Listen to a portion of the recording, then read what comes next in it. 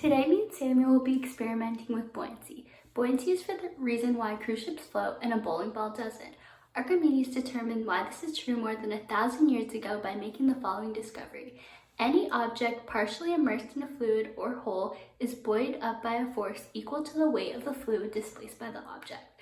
This basically means that objects that fail to displace their own weight in water sink. This principle is still used today by modern architects and shipbuilders and can be observed in simple experiments. Today we will be doing 4 simple experiments that will show the 4 different parts of this principle. The first one will be the weight of water displayed, how density affects flotation, how water composition affects flotation, and how it's shaped.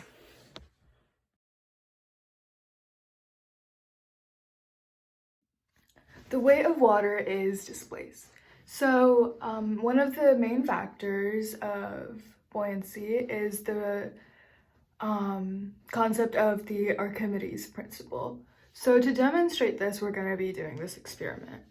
So first we'll take a bucket that's about halfway filled with water, and that's the water line. I promise that's accurate, it's just the angle. So we're gonna take that, and then we're gonna take a ceramic bowl, which is going to act as our boat. So we're gonna place it in. This bowl is 123 grams, and we're gonna place it in, and there's going to be a new line, which is the displacement, and so we're just gonna mark that. Okay, and then we're going to be taking out the water, so that it goes back to the original line. So we're gonna do that. Oh.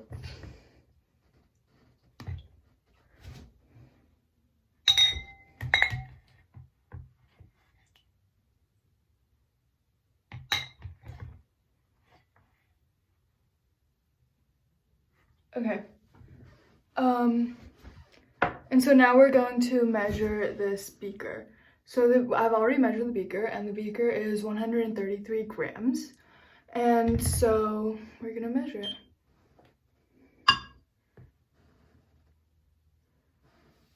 It is 248 grams.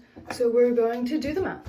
248 grams, which is the weight of the mass of the water and the beaker combined, and then we're going to subtract that from the mass of the beaker, which is 133 grams.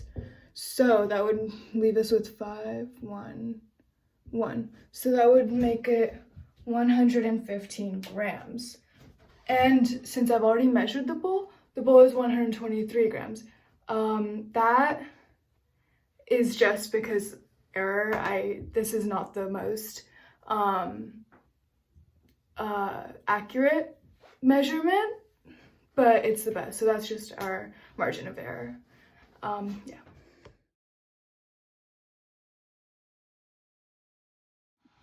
Density affects flotation.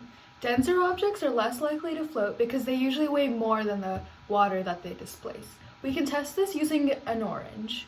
So if you place an unpeeled orange into a glass of water, it is going to float.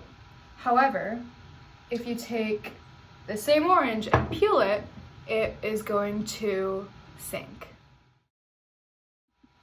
Now we're going to take the same orange but peeled and place it into the water. As you can see, the orange has now sunk. This is because of a concept called buoyancy.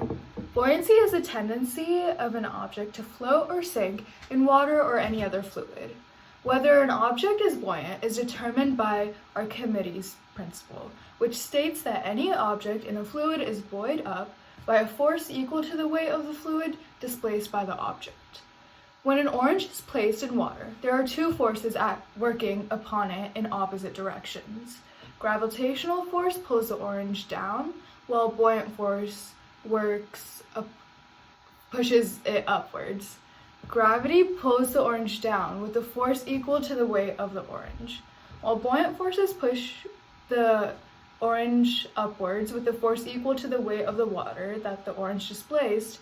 If the orange can displace a volume of water that equals or is greater than the weight of the orange, then it will be buoyant and float.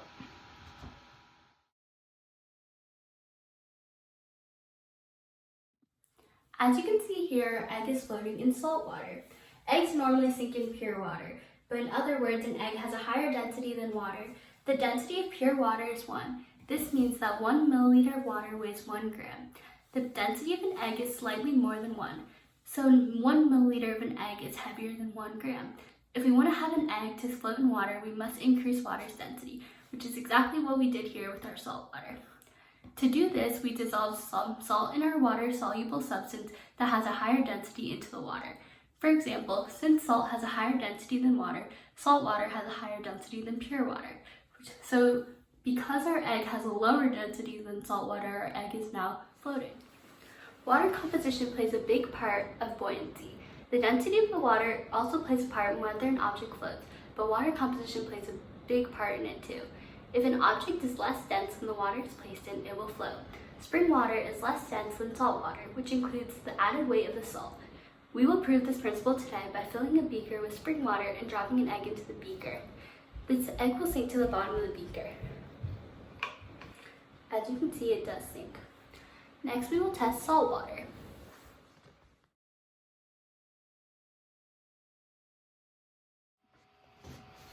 How it's shaped. The shape of an object is also crucial to whether it will float. Two objects may have the same exact weight, but if one of these objects is much smaller, thus more dense, then the other object, the smaller object, may sink while the other floats.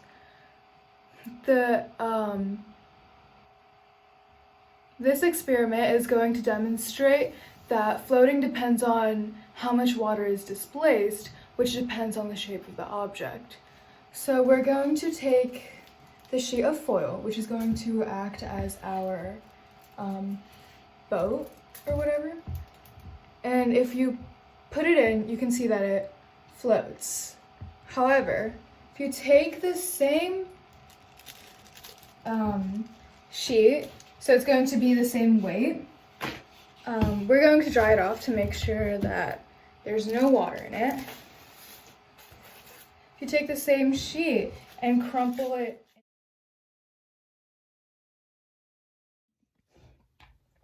we now have the tin foil rolled into a ball, and since now it is a different shape and it's like more dense, it should sink.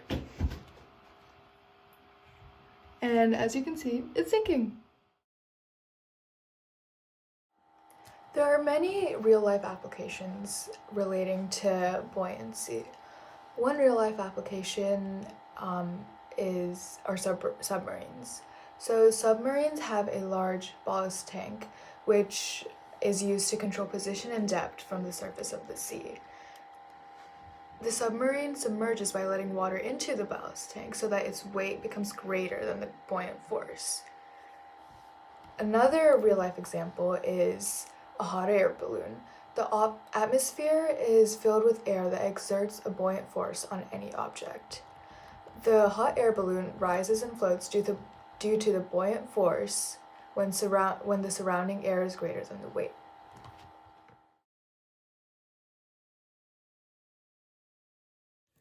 Today, during our 4 experiments, we learned how the weight of water displaced affected flotation, how density affects flotation, how water composition affects flotation, and how its shape affects flotation. During our water displacement, we've learned that the displacement of water is the same mass as the object placed in the water. During our density experiment, we learned that denser objects are less likely to float because they weigh more than the water they're placed in. During our water composition experiment, we learned when we added salt to the water, we increased the density of the water, which allowed the egg to float. During our shape experiment, we learned that two objects may have the same exact weight, but if one of these objects is much smaller, thus more dense, than the other object, the smaller object may sink while the other floats.